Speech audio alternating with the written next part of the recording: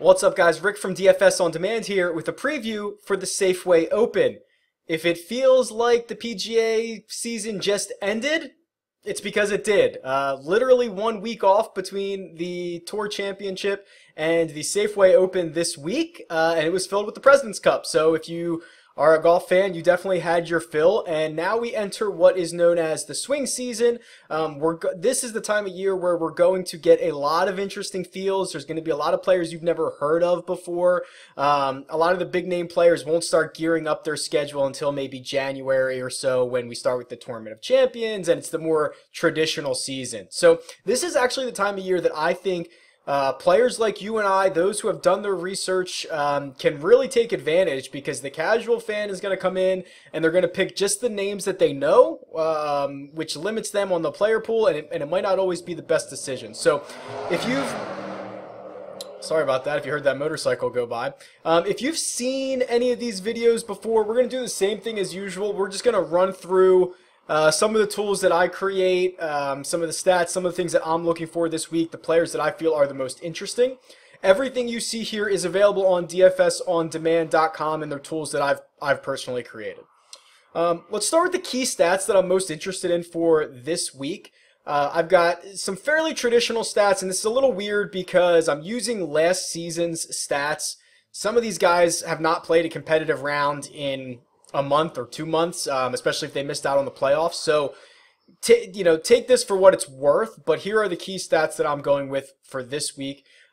Strokes gained off the tee. This is not a particularly long par 72, but greens are kind of difficult to hit. So I want guys who can position themselves off the tee. Obviously, I threw in greens in regulation, and scrambling, if you do miss greens, seems to have a pretty good correlation with finishing position this week.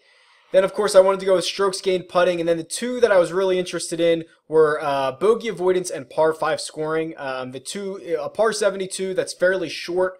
The two extra par 5s from what we've seen towards the end of last season. Guys are really going to have to take advantage of those. They're going to have to go pretty low to win this thing. So those are the stats that I am going with for this week. Let's roll over to the player pool and kick this right off. So, Tony Finau, 11,500, your most expensive player on the slate.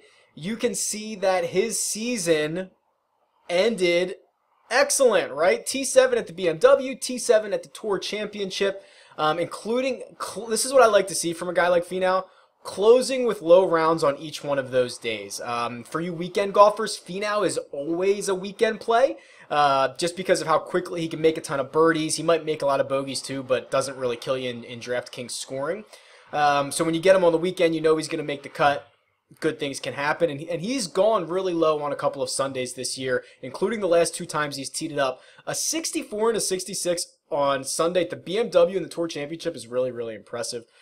He's the odds-on favorite to win this thing. I think he's going to be chalk. I'm just going to have my regular exposure as I would to a stud up here at the top. I think he's better than Webb Simpson, who I think is okay. Phil has played better recently, but for $500 more, I think it's okay to go up and get the guy who is clearly the man. If you saw in my key stats, he's my number 2 ranked player. We can look at his performance here. So here's the last 3 times that this was played at Silverado in Napa, so on the same course. It's the last 3 years. No worse than a T32. He had a T12 a couple of years back, so pretty decent course history. Just at least has never missed a cut, right? So Finau is certainly well within my radar for this week. Now, if you're looking for another option outside of Tony Finau and you're willing to spend up, I do believe that Phil Mickelson is certainly viable for this week. So the struggles he had during the course of the year. Still made 18 out of 20 cuts last year.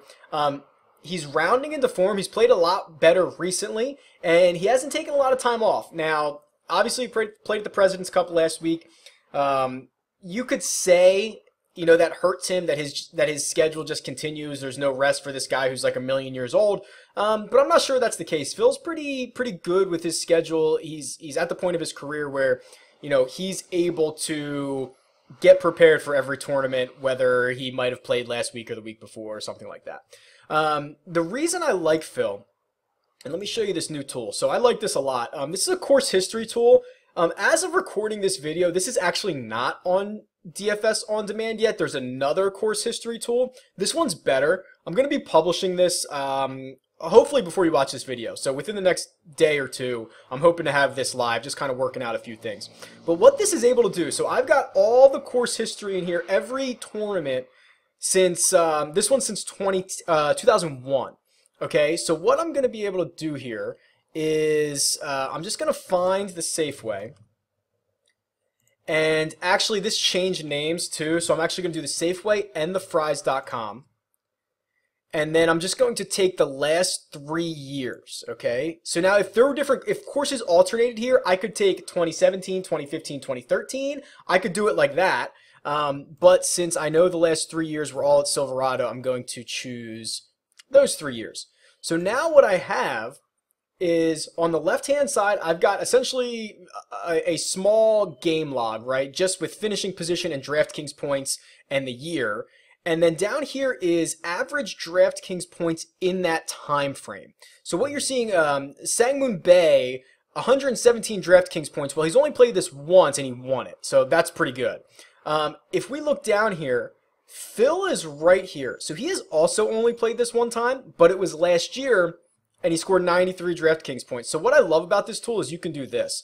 You can click on Phil's bar, and it shows, it just immediately gives you his game log. So I can quickly say, okay, last year, here's Phil Mickelson, who was at Silverado. He finished in 8th place for 93 points.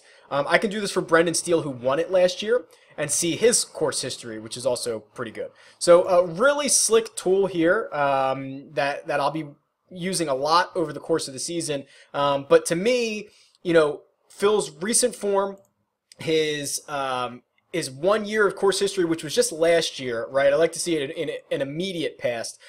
Certainly warrants some level of investment. The next group of guys, not particularly thrilled about. I will probably not be spending much between Zach Johnson and Keegan Bradley, just because I think there's better options below those guys. Lucas Glover, who is always a little bit scary, played well down the stretch last year, and he actually shows up right here as my #1 ranked golfer. And the reason for that is right here, strokes gained off the tee, hits a ton of greens, does not make a lot of bogeys. That is really why he's ranked so highly. And I will say this, a 79 score, that's about as low as you can get for the best golfer. So I'm not weighing these key stats as much this week as usual. There will be some weeks we'll have guys whose score are in the low 90s, high 80s. A 79 score to me would indicate this field's wide open. So while Lucas Glover is my #1 ranked golfer for a few reasons, I'm not particularly thrilled about it. I'm not going to be investing heavily just because he's my #1 ranked golfer, but I do think that there are some reasons to invest. If he could get his putter going, which can always be streaky, right? Like a guy can get his putter going for 4 rounds and win this thing. I think Glover is at least a pretty decent option. But below him, okay, you got the defending champ, Brendan Steele, who honestly I'm not that interested in. I'll throw a few shares just because he's had great course history and he's the defending champ, but otherwise I'm not even remotely interested. Few guys below here that I'm thrilled about. Chez Reavie. So here's Chez Reavie, who did not qualify for the Tour Championship, but in the second to last event of last season, he had a T12 at the BMW Championship. He had a pretty good run towards the end of the year anyway. A top 10 at the Northern Trust, that was another playoff event. A top 25 at the PGA Championship. Basically a top 15 at the US Open. I mean, he played really well down the stretch. And now you're getting what might be one of the weakest fields of the year outside of the weeks where the Tour plays, or the WGC plays one tournament and the rest of the PGA Tour plays somewhere else. This is a pretty weak field, and this price on Reavie is really good. And I have a little way I think I can demonstrate this for you. I'm just gonna pull up. This is Tour stats, so this is average DraftKings points for any time frame that we want. We'll do PGA, and let's just go to I want the last half of last year, something like, let's do this, basically June, right? We'll do June 1st to the end of the season. Here's Chez Reavie down here at the bottom. Averaged 73 DraftKings points in 8 tournaments down the stretch. So what does that mean? How good is that? Well, let me show you. You can see it's, where's Chez? He's right here. It's better than Phil. It's better than Sergio. It's better than Brandt Snedeker. And hold on, there's another one here. It's better than Justin Thomas in that stretch. Justin Thomas played 7 tournaments in that stretch. Chez Reavie played 8. This is average DraftKings points. So Chez Reavie, if you want to look at it this way, since June 1st in DraftKings scoring, outscored the guy who is going to be the player of the year. I think that's pretty significant. Now, obviously, Justin Thomas's upside significantly higher than Chez Reavie. You will not hear an argument about that from me.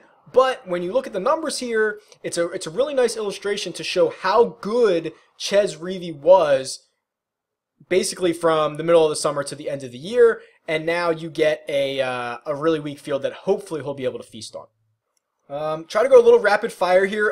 Peter Uihlein, that price is probably just wrong. Again, another guy who plays a lot on the Euro Tour, great success over there. Hasn't necessarily translated to the PGA Tour, but this is the least like a PGA Tour field that he's going to see. I'll look at his odds later when we get to that part, but I like his upside. Speaking of upside, Emiliano Grillo, who we've talked about before as the type of guy who can just absolutely heat up, can go super low, can win a tournament. Well, he's won this tournament. So here's Grillo. He's played it twice. The last 2 years has a 26th and a win. That'll work. So basically won it 2 years ago. Now he doesn't have the pressure of being the defending champion. Another good showing last year for a 26th place. And, you know, he's played a lot of golf since that win, right? He's played in international events, right? Kind of cutting his teeth a little bit. I'm actually looking for a fairly big year out of Grillo this year. I think he has a ton of game. And then as we continue down here, let's see, there's a couple other guys I want to point out. Oh, here's a good one. Sam Saunders. Just shot a 59 a week ago. It was on the web.com tour, sure it was at his home course, but dude shot a 59. So he's playing well, needless to say, $7,800. Let's look at some of his PGA Tour success. So he had a good run towards the end of last season. You can see he made 5 straight cuts down the stretch. Basically, what's that? 3 top 25s. He had a top 10 at the Barracuda, which is an off event. But here we go. This is the last 10 weeks on the PGA Tour. Now, he's only played 2 events in that time frame, but Sam Saunders has 19 DraftKings points per round, which is the 5th best in this field over the last 10 weeks of last season. Again, it was only in 2 events. I had pretty good finishes there, but another guy who's just scorching hot right now. There was a time we talked about him last year where in like a 6-week stretch, he had made the most birdies on tour, you know, things that really translate well to DraftKings scoring. So Sam Saunders, who I will, you know, quick sidebar here. I hate that the headline was Arnold Palmer's grandson shoots 59. Like, I get it. Arnie's the man, but his name's Sam Saunders, and he shot a 59, and it was awesome. I'll be investing this week. When you start to get down here, it's a little iffy. Aaron Wise, I think, is interesting. So if you're not familiar with the web.com tour, which I guess I don't expect you to be, Wise racks up the top 25s on the web.com tour. He won an event last year. Believe that's the way he's earned his card for this year. I can check on that, but at least some decent upside for a guy who's, you know, got experience on a tour that is going to produce a field that's somewhat similar to what we're going to get this week. Obviously, I'm not trying to compare a PGA Tour and a web.com event, but Aaron Wise, I think, at least has, you know, top 5, top 10 upside. Grayson Murray, remember just a few weeks ago we were saying how great he was. This price is a little bit curious. So if you just kind of throw out the playoff events, which he was most certainly outclassed in every single one of those, but he did make it to the BMW Championship. Remember that great stretch he had where, you know, T22 at the PGA, he won the Barbasol. He was another guy like Sam Saunders where he was just making a ton of birdies at the time and everyone was kind of rostering him. I think in this field, the price is a little bit curious. Patton Kizzire. So here's a guy for $7,000. Again, another guy who's completely outclassed in a playoff event. But before that, top 25, top 10. A couple cuts made going into the playoffs last year. And then we can look at his course history, and he's only played it once. It was last year, but he had a second place finish. So I think if you're down in the 7,000 range, you could probably do a lot worse than Patton Kizzire. Ben Martin is another guy who we talked about a lot last year. Seemed to be always like a breakout candidate. You can see he can spout off for a top 5 every now and then. Quicken Loans, Barbasol. Here's a top 15 at the Barracuda. Those are the types of fields he's going to get this week. So if there's going to be a time to roster Ben Martin, this is probably it. And then if you're down here, you're probably really in trouble. I thought maybe there was one more guy I was interested in, but maybe not. This is pretty ugly down here. Bo Hostler, maybe. I'm not thrilled about that. It's pretty ugly there. I think 7,000 might be the lowest I'll go when creating rosters this week. As we always do, let's flip to the odds here. So if you're new to this, what I do, or what you should know is DraftKings scoring is usually correlated with the player's odds to win. The best odds to win is the highest salary, second best, second highest, etc., etc. There are times where there's a few inefficiencies that I like to look at. So an example of that would be Grillo. So actually I like him anyway, but you can see he has better odds to win than Keegan Bradley, Lucas Glover, Chez Reavie, and he's cheaper than those guys. So that would be what we would say is an inefficiency. Not big, probably a couple $100, but the fact that we already liked him anyway kind of makes me like him even more. Maybe a little curious price on Grayson Murray, who's 75 to 1 to win again, and he's only $7,100. Outside of that, looks like they did a pretty good job. A few pop off, but nothing too egregious. So there you go. First week of the swing season. If you have any questions, I'd love to hear who you guys are playing this week. Tweet me. It's at DFS On Demand, or leave a comment below. I'll talk to you guys soon. See ya.